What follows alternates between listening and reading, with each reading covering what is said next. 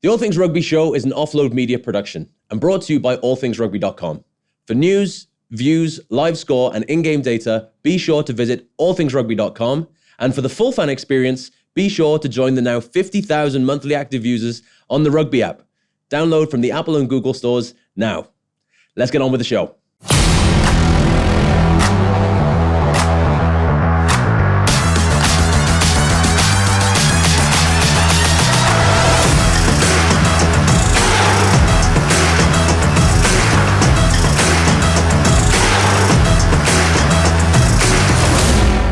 Welcome back to the All Things Rugby show. My name is Shanair, and as always, I am joined by the legend that is Mr. Predictor himself, 40.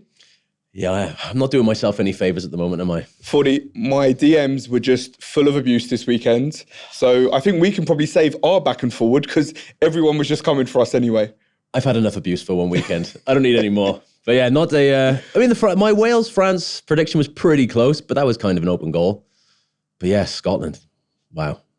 Can we just insert from episode 1 when I said they'd be very good and then come back for episode 3? Yeah, mulligan for week 1 for Scotland, but they backed you up in week 2 to your own detriment as an England fan. But look, well, obviously we'll get into all of the games that happened this weekend, but other than that, you've had a little eventful weekend yourself. Yeah, I've been busy. I've actually just landed back. I went to see John Mayer. Just backing up that's weekend on weekend boy band nostalgia. It really sob is. rock. It was great. You know, I like a bit of sob rock, and I was probably irritating everybody sat within a 2-meter radius of me singing along, but he was amazing. You won't like it, but he was amazing. If you said that Gary Barlow had everyone middle-aged, what was the age demographic of this weekend? It was pretty spread out, but Valentine's weekend, John Mayer. Does it get any more romantic than that? I'm not sure it does. Obviously, checking the app during the Scotland-England game. You were one of 50,000 people that was jumping on the app on Valentine's Day evening. No, I saw the spike around about 7 p.m. this time. It's it was an art form. Me sort of side-eyeing the rugby app to make sure I was still knowing that Scotland were pumping England. That was probably the most sort of heartwarming thing that happened to me all evening, was seeing the Scotland score.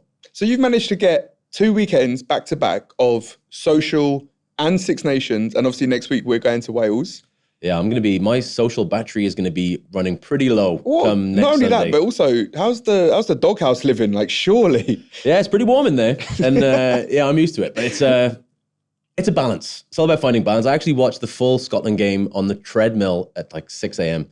I wasn't running on it; I was just stood on it. But I was, I caught up on all the intricate details of the game, and it was, it made exercise very easy on Sunday morning. I don't even want to watch it back. It's not easy. It's a rough watch for England anyway, but Scotland, man, that was, if you're a Scotland fan in Murrayfield, that is pure bliss. I was in the Irish bar watching it. Naturally. Obviously, it wasn't going well because the game before I was cheering on Italy. Yeah. So the moment it got to England, everyone was kind of just giving me a side eye. And then I got stuck in the lift coming down from Shamrock with some Scottish fans. Oh and I was just like, swallow me up now, please. That's a Final Destination sort of... But I think, look, I'm happy to take it. I'll give it out. Like, I was the only person naturally cheering for Italy in the bar. Yeah. So you can imagine when that forward pass got disallowed. That was a big, we'll start there. I mean, start with Italy-Ireland. I mean, what a game. I mean, Italy obviously in the Somme, in the weather from the week before. Everyone thought it was just the rain that made them look good. Dry paddock, they looked pretty good as well. Yeah, look, we put out the stats, right, from last week about they've obviously won as many games as Scotland since the World Cup. You know, Casada's doing really well there, considering the last X amount of years. There was all of this talk for donkeys about how bad they were, get rid of them, it should have been 5-8. And now, the only thing with this is I still think that the gap, even in the Six Nations, compared to playing the likes of, we saw in the World Cup, right, when they played against New Zealand, it's a different kettle of fish, you know, like... And they beat Australia, right? They beat Australia last year. They beat Australia in the Nations, well, I say Nations, the autumn International's just gone. But look, this is where the Nation Champs is going to be a great one, like, because Italy versus Argentina, for example, that is going to be a loose game that we can't wait to see. And obviously, like, we say how flary and loose they've been, That set piece. Mate. I mean, Tadhg Furlong has been such a sort of cornerstone of British and Irish rugby for 12 years, 10 years, and he got fed his own testicles twice. It was, that's one of the most impressive feats I've seen from a front row. And again, I don't know if that's the real turning point for obviously their backs, and the Garbisi playing at the backs is a real big game changer the last 3 or 4 seasons. But that set piece, and the thing I like about the Italians is that they're all double threats. They're type 5. They're not only set piece aficionados, but they're also so aggressive in defense and in the carry. I don't know how they keep up that intensity for 80 minutes, and they do. And they've got their own little bomb squad. I don't know what the Italian for bomb is, but there'll be another name for it. But they were, I know Ireland won, so we're speaking too much about the losing team, but they were incredibly impressive. Well, obviously, you mentioned Ireland won. Are we going to talk about your shirt? Well, I'm attempting to wear one of the winning jerseys every weekend. That's why I wore Wales for the first weekend because we hadn't lost at that point. Yep. So I'm probably not going to wear it until... Team anthem. Yeah, I'm probably not going to wear that Wales jersey till 2031 again. But I was... I'm on the fence with Ireland. Like, obviously, I'm glad they won, and I love Irish rugby in general. But you can't not gun for Italy during that game. Yeah. And I think the biggest thing for me, I mean, the talking point obviously is the difference made at fly half for Ireland, 55 minutes in, whatever it was. I think Sam Prendergast has become a bit of a scapegoat, and the amount of crap that he's copping about his defense. You know, Gary Ringrose missed the same amount of tackles, and he is notoriously the best defender in the Irish backline. But it was objectively different when he went off. And the sad thing is, he's a young guy, and the crowd cheered quite sort of, audibly sort of impressive. They all cheered for his exit. But I feel sorry for him. I feel that he's now the fall guy for anything wrong with Irish rugby. But the biggest stat for me was that the opposite 12 for Italy, Marin, he missed 7 tackles in the census, and Ireland just couldn't convert. So it's Ireland have some work to do, but I think that change at 10 is inevitable now. He definitely unlocked the backlines a lot better, but I feel bad for Sam Prendergast. Yeah, look, we're talking about Crowley, right? Obviously, Byrne's been really good this year, and he was the original Sexton understudy anyway, right? But it was only less than 12 months ago. We're talking about Frawley hitting that drop goal against South Africa as well, right? Who just signed for Connacht. The centre you were talking about for Italy, though, last week he played fullback. This week he played 12. He's actually playing 10 in the URC as well. Like, man, that is some serious versatility coming through. And look, there was some good... We said about Ireland rotating, right? Like, obviously, they brought back James Lowe, who, to be fair, had a good game. Game changer. On the other side, though, Balakoon has just got pure gas. And the footwork, like, they've been missing. Like, he is a serious talent. And, like, the Munster boys and the Ulster boys that have kind of been on the fringe, Omani's been really vocal this week. And he was look, Farrell picks the best team. Terrible trainers, by the way. Omani, smart casual, suit and a pair of old shaggy running shoes. I'm just going to give it... I was in the bar with a couple of female companions who were all bigging up Rob Kearney and Conor Murray, though. Yeah, there's some hunks out there. Yeah, so Omani being a little bit underdressed, like, he's just done some gardening, like, yeah. But look, Italy, obviously at some point, you're going to have to play them. Yeah, and it doesn't look good. I mean, I think if Ignacio Brex plays that game, I think Italy win. Menoncello has to be in the conversation for one of the best centres in the world. Yeah. And you think of the amount of traffic that went through that 12 channel, which would absolutely not have happened if Brex was playing. And again, a sort of questionable forward pass for the try in the corner for Louis Liner. It's amazing to have Italy so competitive. And I heard Lamaro saying, when I first started playing for this team, they wanted us relegated. And now everyone's seeing us as contenders. It's beyond their wildest dreams, really. And yeah, it gives hope for us Welsh that maybe we'll They're still missing a lot of players, which is correct. Like, you're still talking about like the Seb Negris of the world, Dino Lamb, who was a mainstay at Quins, he's been playing. They still had a few issues at scrum half. But yeah, look, and I think as for Ireland, they needed that win. Yeah. I am not convinced it was a forward pass. I think if you're running that fast, your hands are going as far backwards as they can. That's a law that I just think is crazy. And the fact that again, it's, you know, we mentioned it on episode 1, like TMO wise, bro, you've never run that fast. You've never thrown that pass. You don't get it. Like, whereas if that's a Carl Dixon, for example, who's played, he's probably going. But what, I mean, look, again, I don't want to sort of address the elephant in the room. I don't want this to seem a condescending thing. But Hollie Davidson, I thought, had an amazing game. Yeah. And that is a frenetic pace, first female ref in the Men's Six Nations. That's a frenetic pace, a crazy game to referee. And I thought she was fairly faultless. Yeah. The biggest question here is the TMO involvement. Yeah. So I think if it was just down to the ref, you'd probably give the benefit of the doubt to the attacking team. But the TMOs, I think their mandate is, if a try happens, try and get it binned. Yeah. And that was the biggest, that would have been the biggest turning point in the game. But like you said, a bit of a monkey off their back for Ireland to get through that, and it'll only strengthen them. But you know, their next game is a big one. Yeah, well, I said at the beginning, I think Ireland-Scotland will be the biggest game this year. Yeah. And obviously, look, a lot can happen, right? Everyone says Six Nations is about momentum. But looking at Scotland's... Yeah. Well, like, what? Clean segue to your boys in Murrayfield. I mean, that was... I mean, it took a big game to beat that performance. Maybe not as a game, as a spectacle, but that performance from Scotland, as an overall performance over 80 minutes, it'll take a serious 80 from one of the other teams to beat that. I think it's one of those that there's always got to be, you're on your best game and someone else isn't quite there.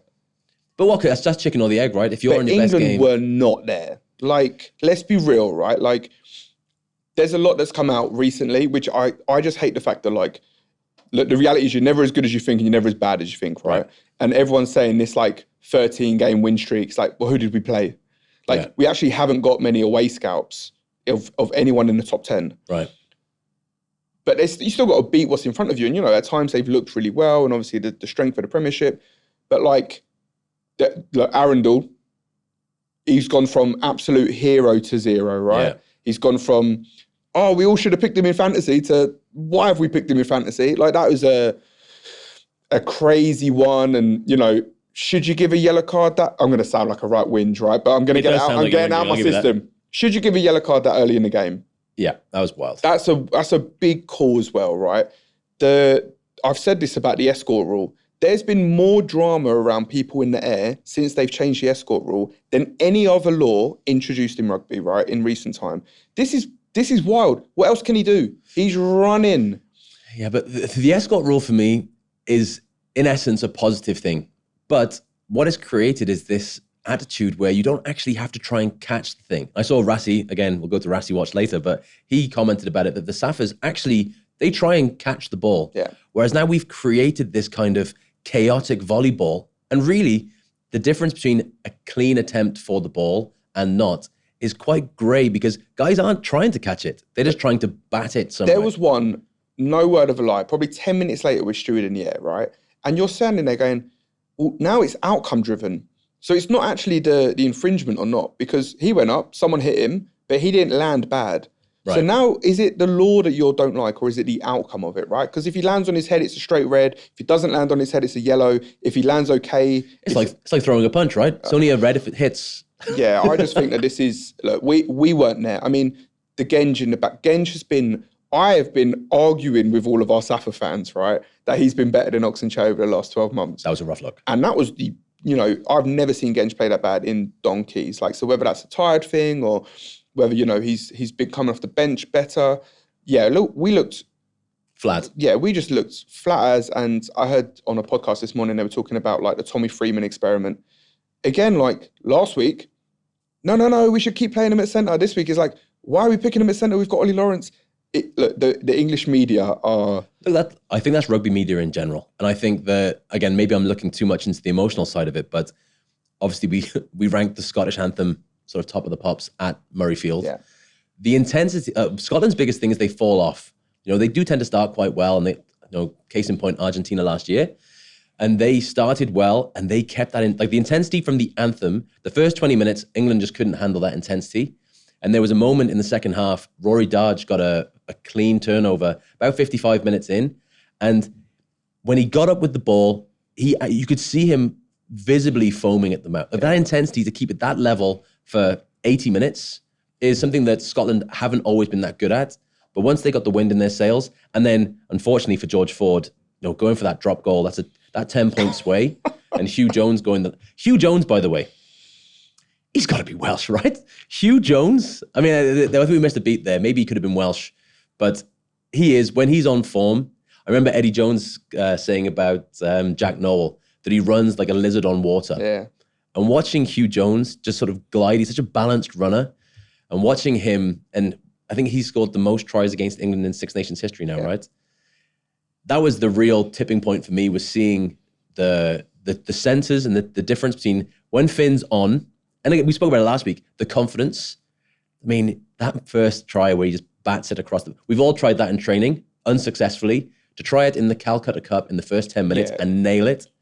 But we've said, like, Finn, on his day, Finn is as good as anyone, right? Like, and look, I'm just pulling up the stats on the rugby app. Like, Scotland's breakdown was as good as what we used to think Ireland's was, but like legal this time round. Right. And look, that backline was phenomenal, like, and they not only did they deal with us against 14, and again, the biggest thing, it's like, it wasn't just a sin bin, or it wasn't a 20-minute, it was both of them. Yeah.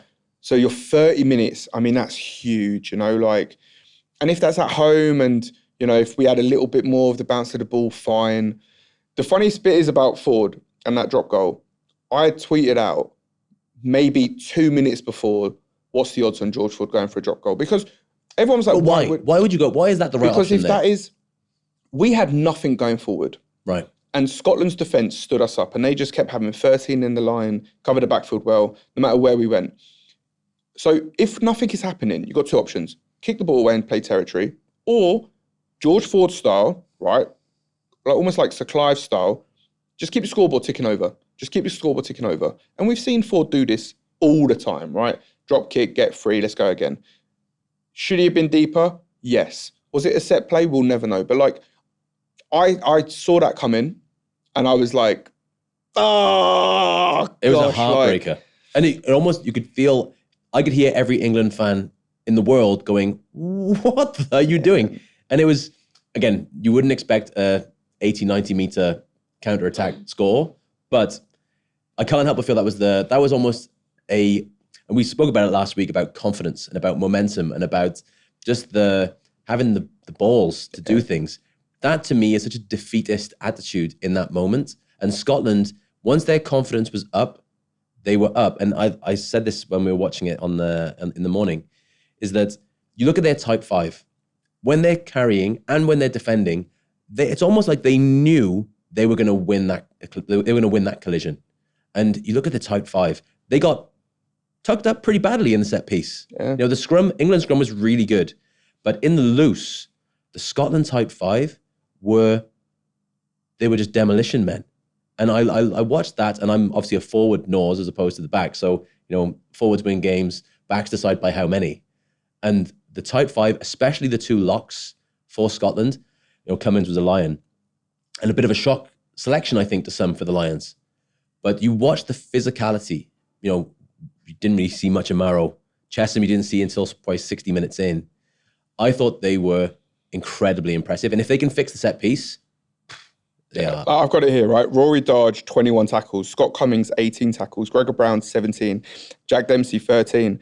And you're like, what? But the stats tell a story, but they don't tell the details, right? The stats, the volume of work they did, but the nature of those tackles. If you watch it back, especially the second row, they were just, and obviously Rory Darge, having Jamie Ritchie there frees him up to be a bit more loose. As a loose forward, he can go for the ball, he can be a bit more of a pest.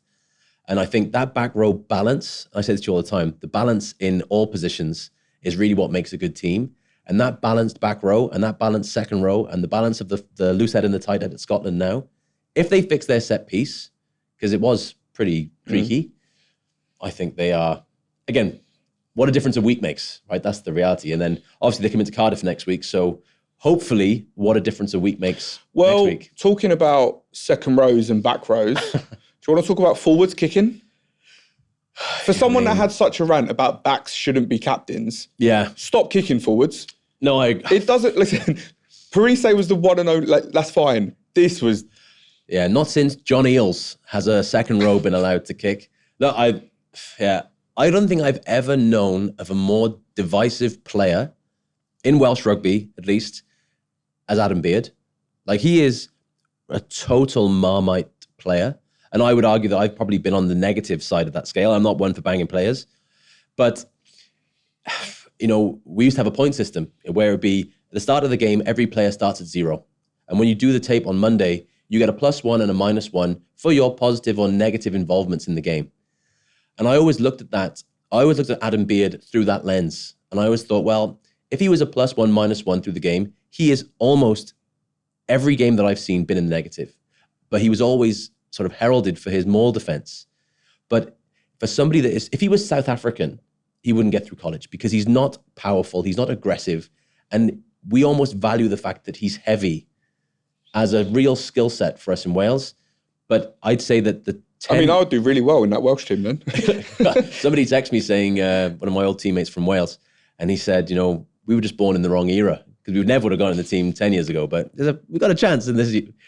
But I think for Adam Beard, there's a period from probably 35 minutes, last 5 minutes of the first half, the first 5 minutes of the second half, which would arguably be the worst 10 minutes I've ever seen a player play for Wales.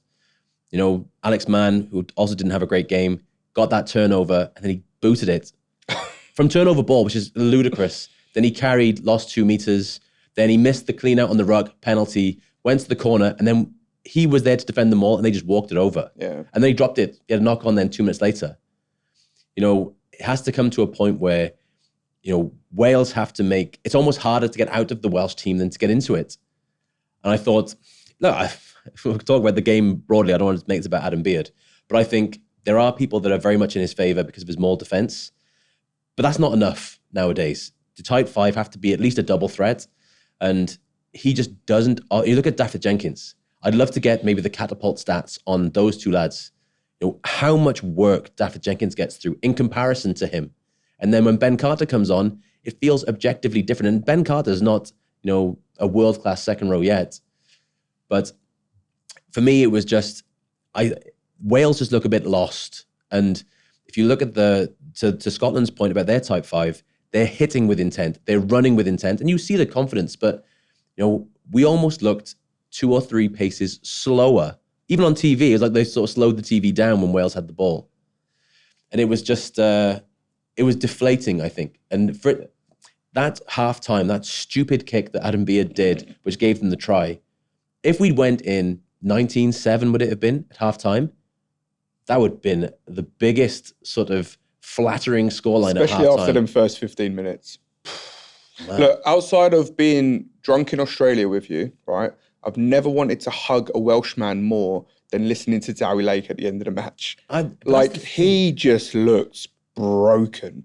But I said this last week, the mental health impact on these players, where we're not giving them the tools to succeed.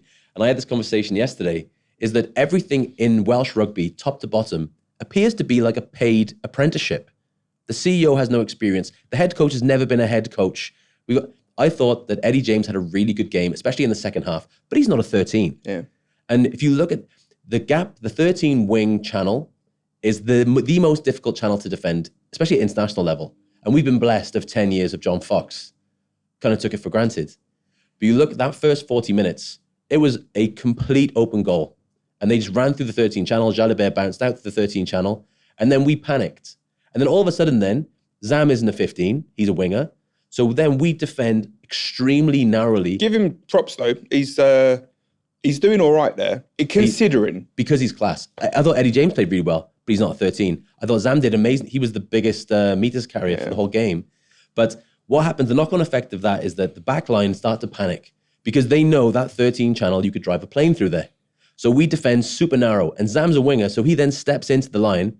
They scored 2 crossfield kicks off first phase because there's a whole galaxy of space on the wing because we're now defending narrow because we know the 13 channel is an open goal. So I just feel that, And all those things, that I feel they're coaching issues. Because if you look at there is talent in that Welsh team, but our kick chase, we only send the wingers, and we kick all the time. Yeah. So that same volleyball game, but there's no 13, there's no 12, the centers don't follow. So if our game is booted in the air, then pick Rio Dyer, if that's the game. But then maybe put Eddie James at 12, maybe pick Louis Hennessy, maybe put somebody else at 13 that perhaps played 13. That's what I don't understand. And there is talent there. And to your point about Dewi Lake, he is, he's all heart. The Calon that we speak about in Wales, he's all heart. But if you're doing double the amount of carries, if Daf Jenkins is doing double the amount of tackles, eventually you're a human being. It's good for fantasy, I'll tell you that. Yeah, I'm sure it is. Hey, look, the only thing I enjoy more than saying how bad Wales were is how good France were. And I've been singing Jalibert's praises it's true. All season, right? Now next week, they've got a quite an awkward position. Do you play Ntamack or not now? No. Jalibert is, man, you want to talk about a fly half that is pure triple threat. He is as good kicking from hands, and knowing you've got obviously the Pont in front of you, you've got Ramos behind you, you've just got whoever you want to pick on the wing and in the centres now. Yeah. All right? Imagine I could give you a full back line of Nolan Le Garrec, used to start for France, Ntamack started, Ficou, Deportier, Penaud, Leo Barret. You're talking about players that can get into any team, right? And then even up front, I know we all spoke about Aldrit, just play more back rows. Just play all of the back rows. Olivon can do whatever he wants. Oh my God, Bro, what about Baptiste Saran? Came off, so Antoine Dupont goes off. The whole of the Millennium Stadium or Principality Stadium breathes a sigh of relief. Finally, the little wizard's off. And then Sarah comes on, catches from the kickoff, dummy goo, and they score. And Luku played this week for Bordeaux. Damien Penaud scored twice for Bordeaux this weekend. And you're sitting there going, the fact that top 14's on is even more wild, because Kinghorn had to go play, right?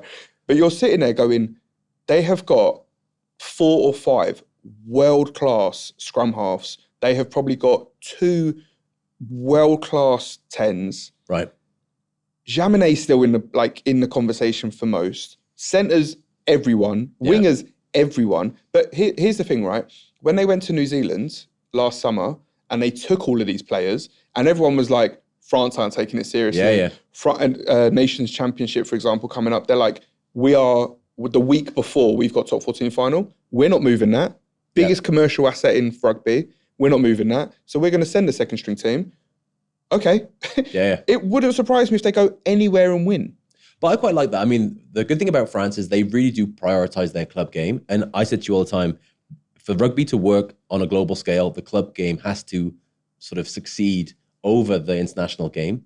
But the funny thing is, from this weekend, I guess, big question for you, is that you look at the Scotland 15. So now we're all singing Scotland's praises. They were essentially Glasgow plus 4, right, in the starting 15. One region, one club. So you'd argue from a Welsh perspective, okay, well, we're arguing going from 4 to 3. Scotland have 2, but only pick from 1. So really, let's just copy the Scotland model. Then you go to the France model, and they've got 3 divisions of amazing players. So how do we get to the France model? And then Sam Warburton said it in the post-game. Relatively speaking, if you look at the numbers and the volume and the money in England, Wales, relatively speaking, should have 1 region. Yeah. So trying to say, well, there's a model that works, do that. What is the answer? I'll do it. You'll do it. Problem solved. Sinead for CEO of... Hey, go and ask Wimbledon ladies back in the day. Go ask Surrey women. Ask the Doha lot here. That's quite a CV, quite a resume to be the head of rugby. And now sitting in front of a camera giving my 2 cents again wrong every 2 weeks. And being wrong every week. So look, we've obviously put out our team of the week. Is there anyone specifically for you? I think because there was, even the Welsh boys, I think some of them did a lot better than last time, right? But it was a lot closer games. Obviously, Italy did phenomenal, and you can pick any one of those to go in. But anyone stand out for you for team of the week? Look, I can't, again, forward bias as always. I can't look beyond the Italian front row. Not just because, again, feeding Tigers nether regions to himself. I just thought their attitude, their intensity, their set piece, I saw Martin Johnson being interviewed the week, and they said, who's the best player you've ever played with? And he said it's very difficult to say Johnny or whoever, because everyone has a different role.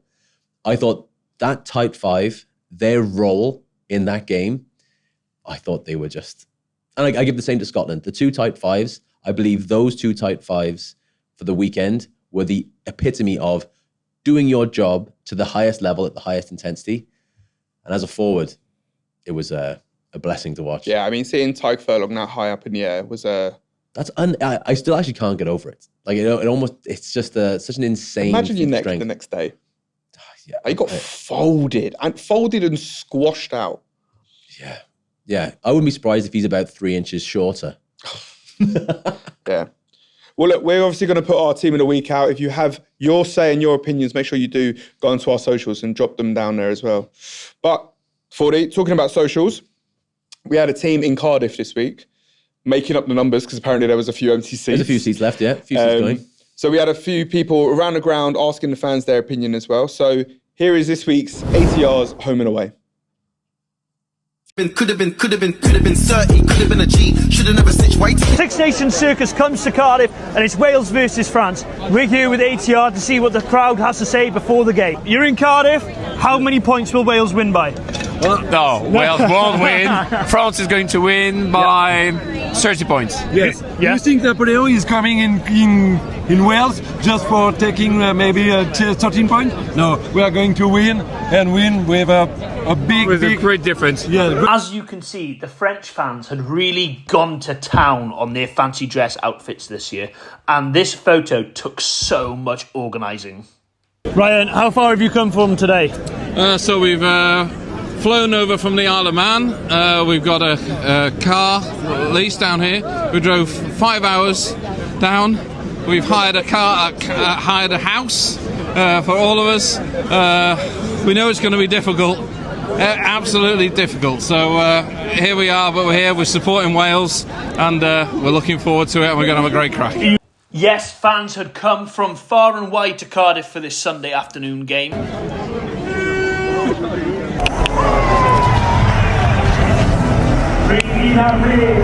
And if you want to keep on top of all that's going on with rugby, just download the All Things Rugby app with his live commentary, lineups and stats through every Six Nations game.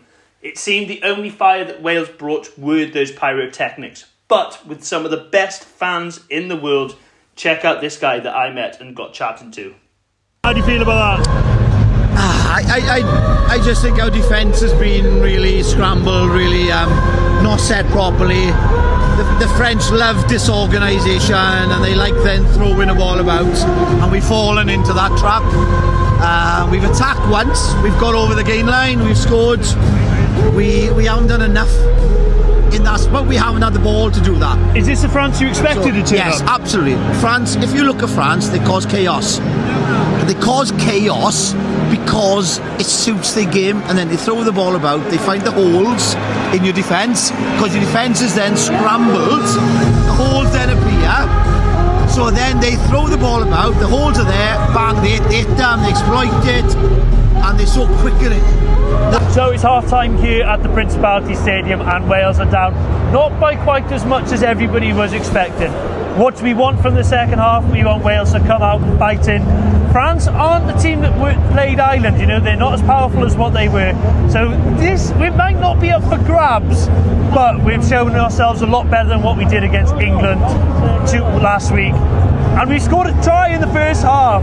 So bring on the second half, 40 minutes, let's try and get as close as we can. Well, Wales, in fact, did not get any closer to France, and it was a disappointing walk out of the stadium. But to my good friend, Morgan Rees, and we downed a pint together, but he's clearly done this a few more times than I have. Thank you very much. Thank you very much for the team down in Cardiff for us this weekend. Obviously, myself and Fordy are going to be there next weekend, and we've got a little bit of an extended home and away trip as I plan to do as many things in Cardiff as Fordy tells me to do, including I got a text from Andrew Ford, a list of restaurants and bars, but also zip-lining over the stadium.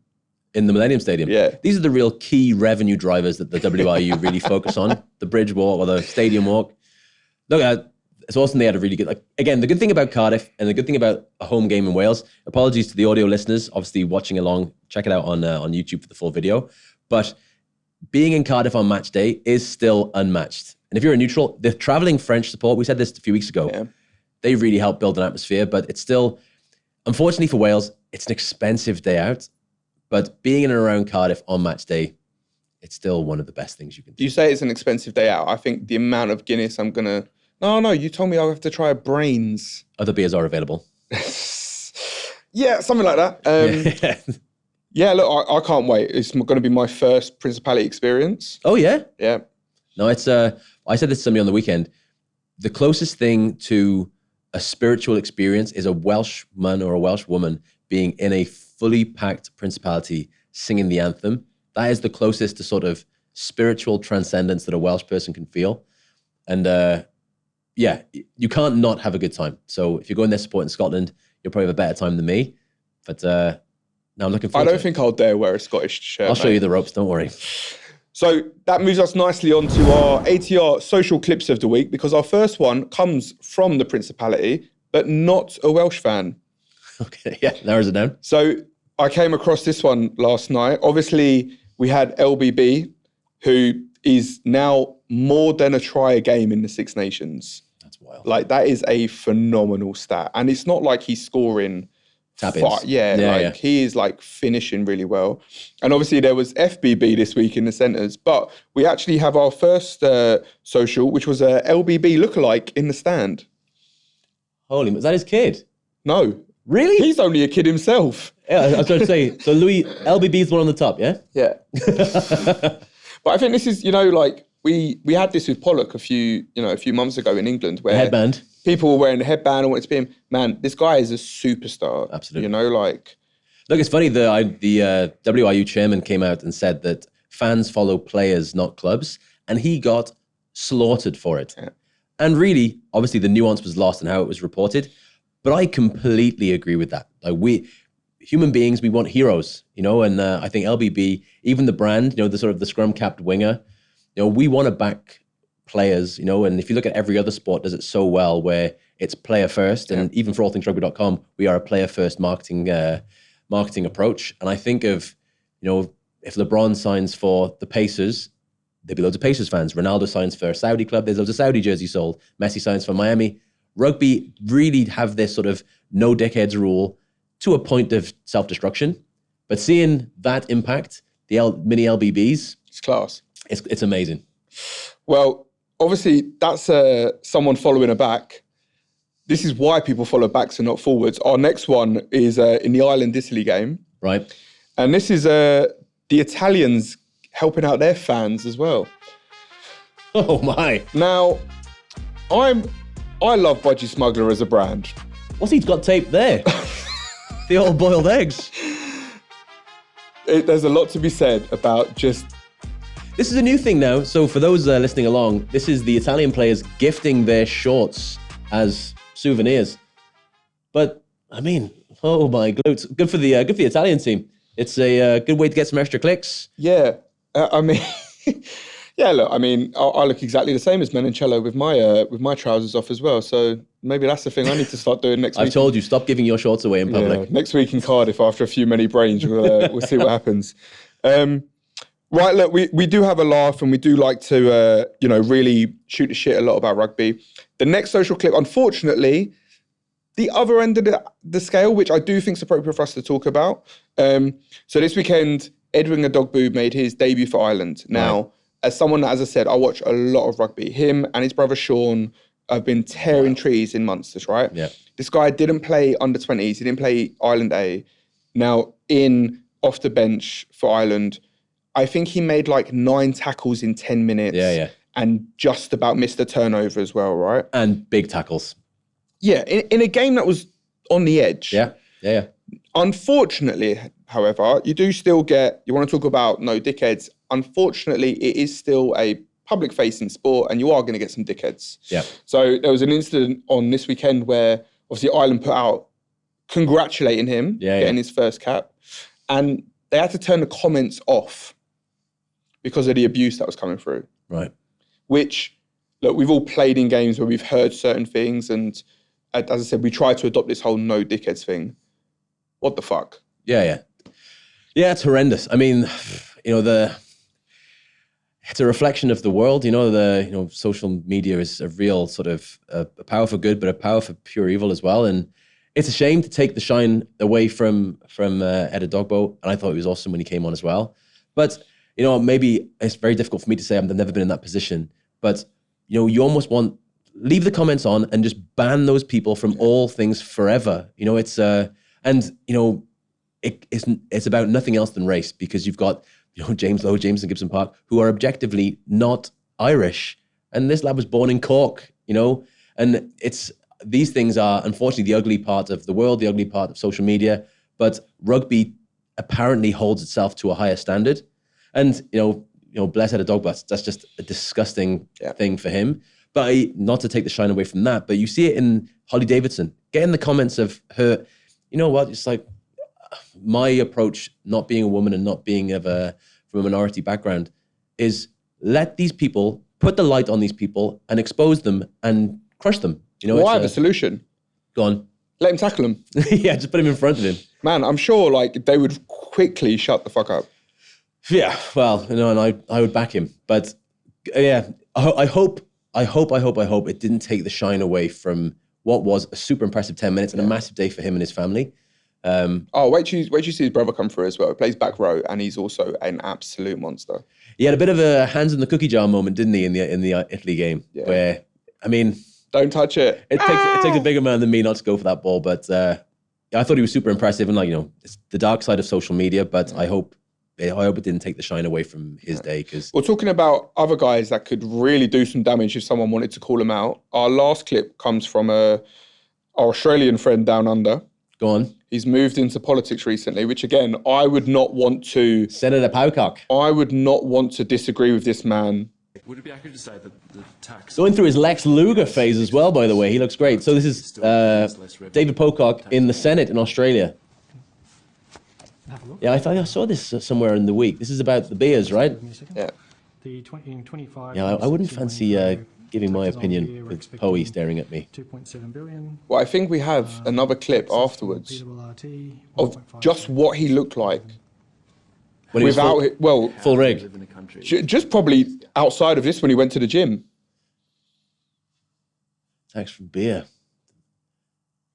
I bet he can put a few beers away as well. Yeah, I never saw Poe as one on the Raz. I have to ask Gitz. Oh, dear me. Look, if he really wants to get his point across, just take your shirt off. Rip your shirt off and go say something. But I always admired Pocock because he always sort of did these random pre-season tribal adventures where he'd go out in the bush and he'd be lifting rocks and doing it the old-fashioned way. It's funny, we hold people to such sort of high standards and memories of how good they were. Pocock never really comes up in the conversation, but he was unplayable at times. Yeah. But and he always had that he always seemed like one of the good guys, and he's obviously putting his powers to use now, but the Australian people are lucky to have him. But if he really wants to make systemic change in Australia, he needs to get his kid off. Yeah. You should have Drew Mitchell as his right-hand man if you're going to talk about the beers. Beer tax.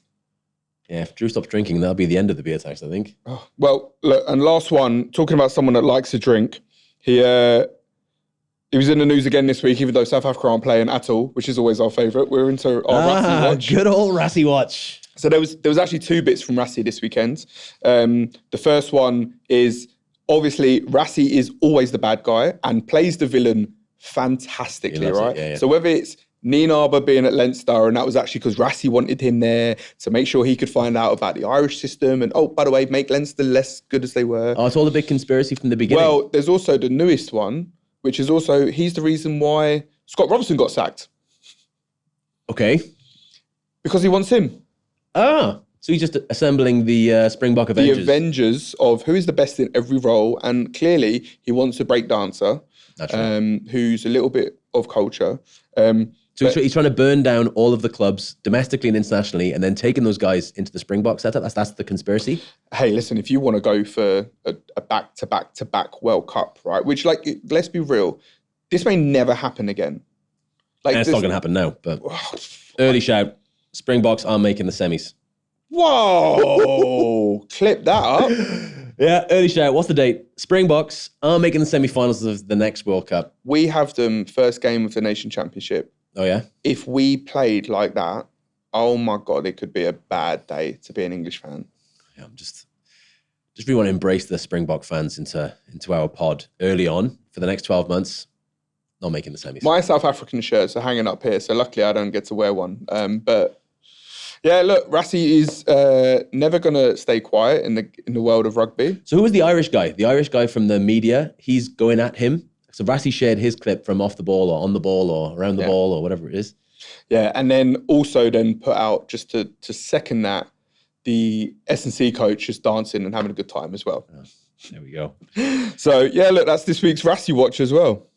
To make sure you keep me and Fordy accountable on our predictions this weekend, go to the Apple App Store or the Google Play Store and download the Rugby app to stay up to date with everything that's happening this weekend, with live scores, live in-match data, and if you missed the game, the highlights afterwards. Right, boring stuff over. Bit of fun, bit of trivia. No more talk about Wales. Bit of trivia, kick off this week. I've gone for a doozy.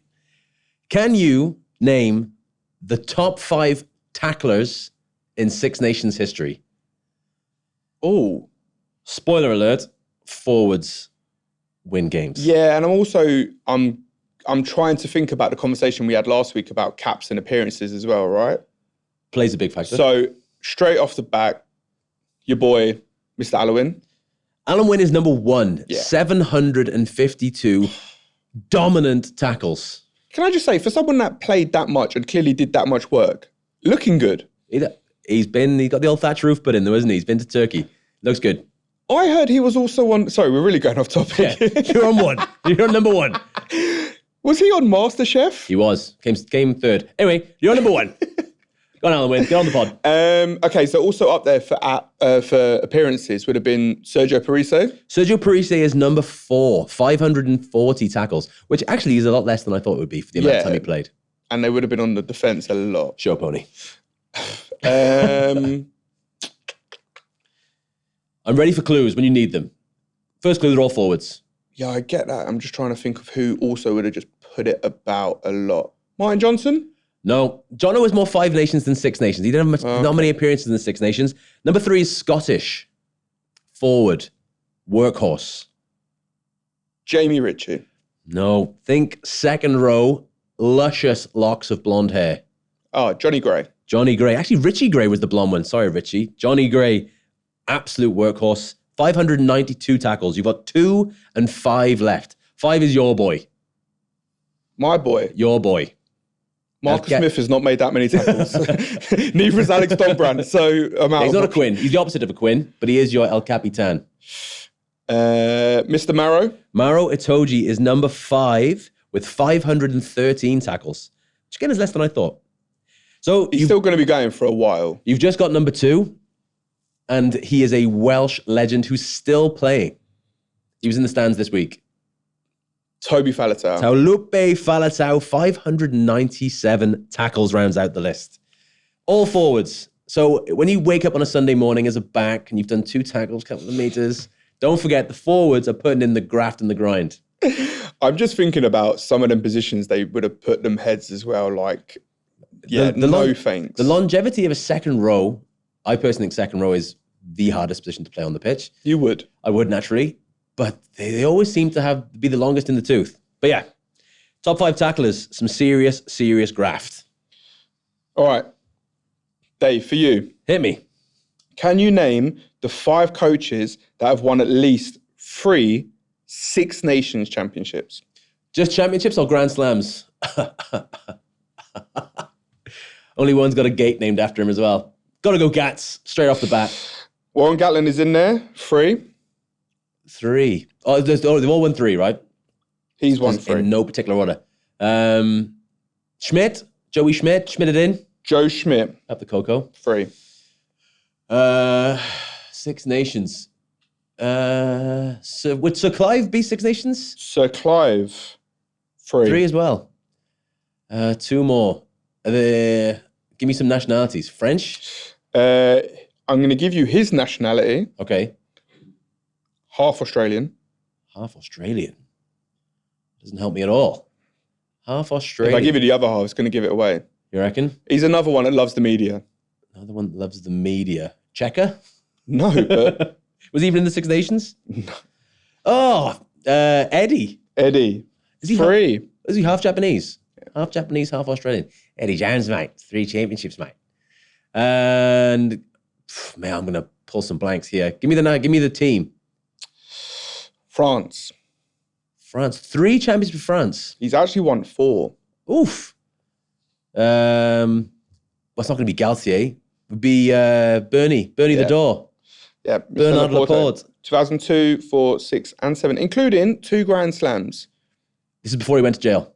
Sorry, I must Bernie. say, just on Grand Slam chat, France. I mean, they're the only ones left. If somebody's going to do it, it's going to be them. I'm going to say they're not going to win the Grand Slam. Who's going to beat them? I think England will beat them. Wow, it's a huge shout. Yeah. I don't know why. Just something in the waters. I just feel they're going to do it, France. Okay. Jouer. But not what you might have been watching this weekend, as you've been watching John Mayer. Lovely. Any of the Winter Olympics? I mean, honestly, no. Right. There's some very interesting positions people find themselves in Winter Olympics. Right. From the luge to the skeleton to a little bit of curling. I saw some curling drama, actually. The curling drama was as good as the Hulk Hogan finger point of doom. Wow. Yeah. That's big call. Yeah, I mean, he was giving it large. You want to talk, if he was going to take on Pocock or Edwin Edogbo, he might lose this as well. But can you name anyone that you think would be good in any of these? Now, if you just think there's the figurine skaters, there's the people with the footwork potentially, the skeleton, there's a lot of people getting to know each other pretty close in the skeleton and luge. And then the other one is like the downhill bobsleigh, all out power, speed. I can think of one for that. The Winter Olympics is so random at times, like going down that hill on the tea tray and all these things. I mean, I would go, if I could think of anything, if you think of the figure skating, they're pretty dancey, nimble characters, a couple of sidesteppers. Cheslin Colby, yeah, they do the singles, maybe not the mixed doubles. I can't imagine Torvill and Dean. Maybe, but Eben and Cheslin, Torvill and Dean, couple of lifts. No? We're just really going after the South Africans now. I think it would be beautiful. I don't think it would be a bad thing. Seeing as his name's going to be in the media quite a lot this week, for the bobsleigh, Arundel, the quads on him. Sheer ass. Oh, Nene, who came on for France. Oh my God, he's 21. He's built like that. Anyone with a short back and a big ass, get them in the bobsled. God. As far as the Winter Olympics, what about the biathlon? So that's where you shoot and you ski it a bit? Ski, shoot. Wait. One thing I did see from the Winter Olympics was the uphill. Yeah. Was it a 5-minute mile or something? Mate. Uphill on skis? Who would be good at that? I mean, you got to think of some straight line. Maybe Zam? Lewis Rees Uphill Zammit? as well. He's got some go on him. That's some acceleration. knee drive, man. Like, he's quicker than me uphill on skis than I am on land on trainers. Downhill.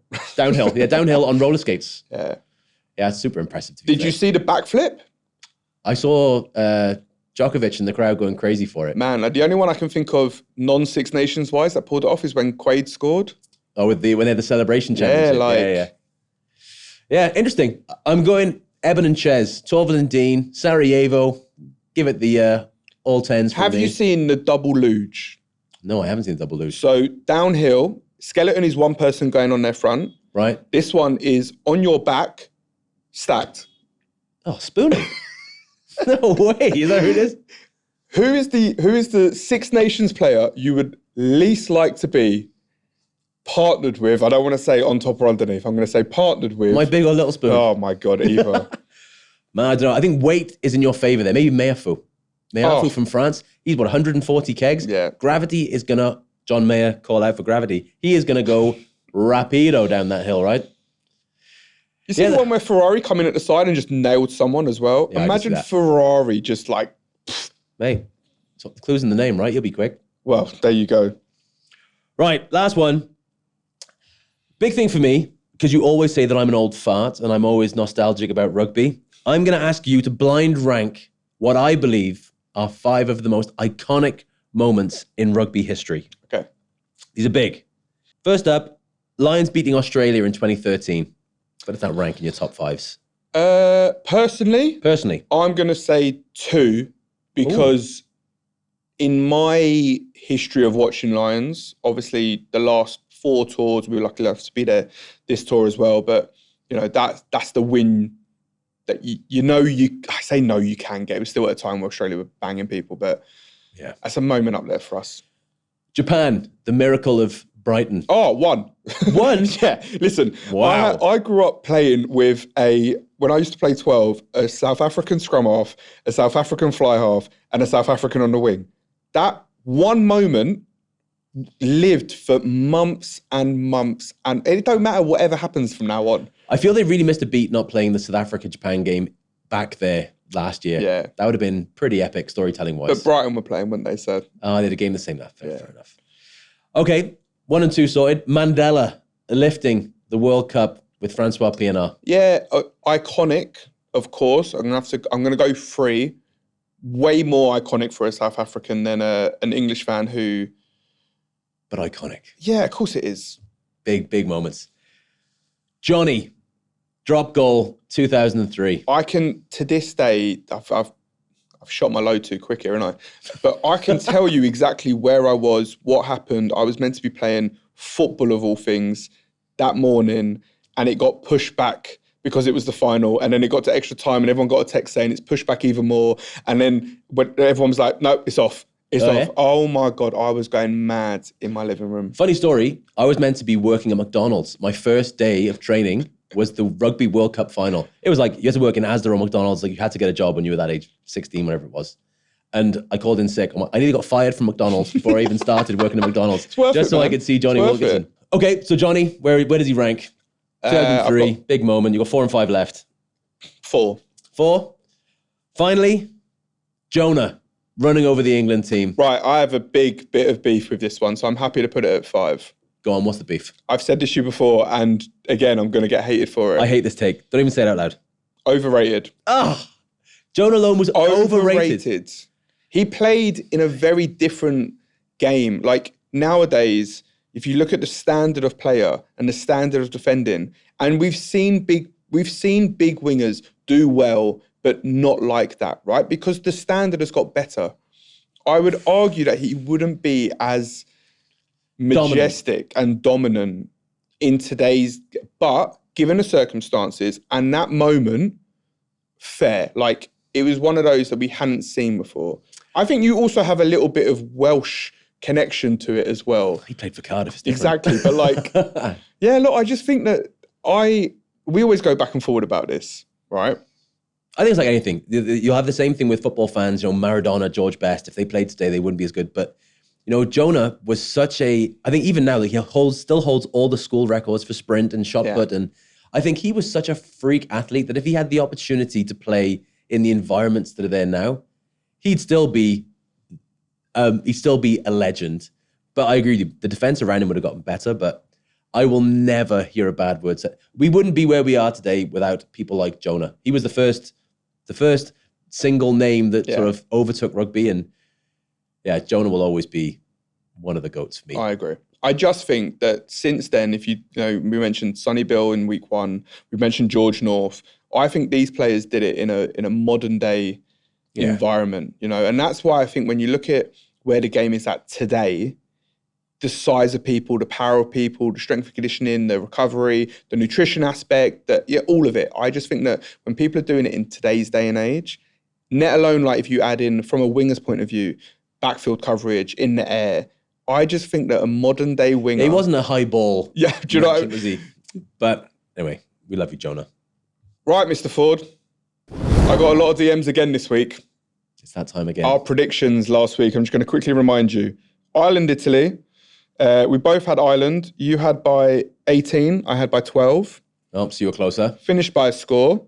And he spanned it into touch for the last kick of the game, by the way. COM. He's still going to get picked next week. Yeah. The big one, which I'm happy to take all the abuse for, Scotland, England. You had England by 24. I'm getting abuse. You had England by 24. I believe the term spanking was used by me. Oh, man. Yeah, that was a mistake. And I obviously went England by 7. So. Oh, that was a big mess from me. I know how good this Scottish team is. I hate the fact that it was against us, but. It just shows how bad Wales were against England as well. And then obviously France, you had by 36. I did have by 41 and you pushed me. You did, yeah. And I was okay with 50 because obviously you scored last. Should have stuck to your guns, mate. Yeah. So obviously you were closer. But look, going into this week, we are obviously going to be at one of them, which I don't think we're sitting next to each other, but we might have to exit at different ones after. Yeah. But let's start the weekend with England versus Ireland. At HQ, I fancy Ireland, wearing the jersey proudly. I would say Ireland by 9. You're going to say no. I don't want to just shut off like last time. I watched the video back, like, no. No, you're wrong. No. Gotcha. Yeah, I think Ireland look at all sorts at the moment. And I said it last week, I don't think they have enough to bridge the gap. I think they need at least another season of international to kind of get it back to where it is. Because I don't think any player that you put in now makes such a big difference, you know? If they start the team that ended the game on the weekend, maybe something else in the backs. I think they'll go after England up front. I think after that performance, seeing what Scotland did, I think they will. I think England are going to have a serious training week. He should be on the phone and bring Owen Farrell into training and just being like, here, come and kick some butt, man. Starting Finn Smith? No. Oof. But I think I have to have Marcus on the bench because in a game like last week... Because you're a Marcus fanboy. Well, but also, Finn Smith wasn't going to change. I said at some point he was going to come on at centre, right? Like, regardless of what happened with Arundel, they were going to look at that 10-12 axis. Finn's kind of drop hints. But you need a game changer on the bench. If you're going 6-2, you need a bit of magic. And whatever you think about Marcus at 10 or 15, man, he is a special player, right? And can change the game.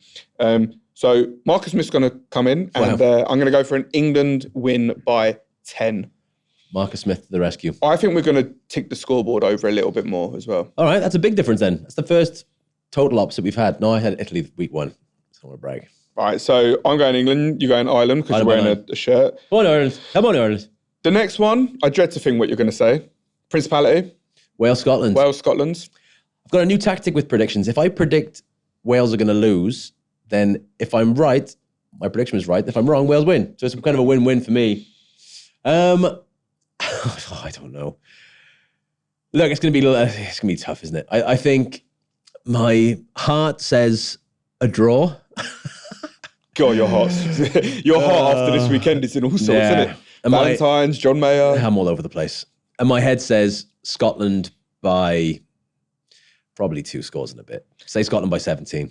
If Scotland play how they played against England, I think you're in trouble. Yeah, me too. I think it'll be less than France, but I still think it'll be 25 plus. I think I'll push it to 30 because I think that they won't rotate. They've got a week off after, so I think they're going to go full noise again. And then I think that's... The average points conceded from Wales in the Tandy era is like 45, I think, or 50. Yeah. It's the fact that he scored a few, though, except the South African He was a defence coach. Yeah, I know, but like... And 50 points a game.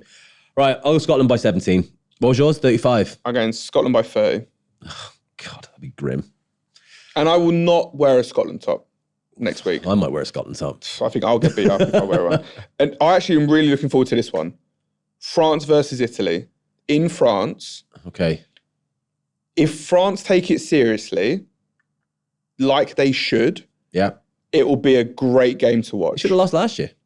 One ball fall off the tee, right? Yeah, Garbisi. But France at the moment, God, they are dangerous. Yeah, have Italy got 3 weeks in a row in them? No. And fair play, they've been great. Yeah, they've been awesome. Yeah. At home, a week coming off. I think France are a really well-coached team, and I think that sort of blitz, chaotic defense, they'll unpick it, having Dupont and Jalibert just being absolutely on fire. I think France by 20. Yeah, I can't see it being close. I'd love this one to be close. You think further than 20? No, but you have a go at me that I'm either just priced is right in it. I'm going to go less. I'll go less this week. I'm going to go France by 12. Okay. Because I think Italy will show the heart. But God, it's going to be a hard one. That's on Sunday. That's the third one, yeah. So I'll be somewhere in Cardiff, licking our wounds and brains essay hangovers. So that's our predictions. Again, make sure you get us in the comments and let us know. We're not doing the best on predictions so far. We're not doing well. We're not doing well. That's probably the fair way to put it. But it's definitely creating content. So if you enjoy that, make sure you let us know what you think in the comments. Easy on the abuse. Yeah, we're doing our best. We're going with the best of intentions. Right then, mate. That's another week done. Another week of misery as a Welshman. Glad you could join me in the misery as an Englishman. But Thanks. Another awesome, again, from a position of non-bias, another awesome weekend. Like as far as international rugby goes, across all 3 games, they had absolutely everything. So I'm divorcing myself from the emotional attachment of Welsh rugby and just enjoying the spectacle of the Six Nations. It's been great. Do you know what I'm going to try and get us to do next week at some point? Go on. I'm going to FaceTime you in the game. No, don't. And we'll record. Record my misery. We'll record a little bit of us interacting in the match from other sides of the stands. Yeah. I'm looking forward to having you in Wales. I'm looking forward to enjoying the Principality. We'll be filming the pod on location next week from Cardiff. So it'll be, I'm excited for you to see some real culture. Get your head out of London for 5 minutes. I can't wait to have a Welsh rarebit in Cardiff. Wow. Culture. With a brains on the side. Only so much culture you can take. But no, I'm looking forward to it. And I think... this weekend's Six Nations is going from strength to strength, and at least we have a week off the week after, right? The furlough the week after, fallow week. I'm going to be watching even more rugby. Well, anyway, I'm looking forward to it. But until next time, this has been the All Things Rugby Show. Don't forget to like, follow, subscribe, click all of our buttons, follow all of our channels to make sure you don't miss any bit of content that we're putting out there. And we'll see you next time.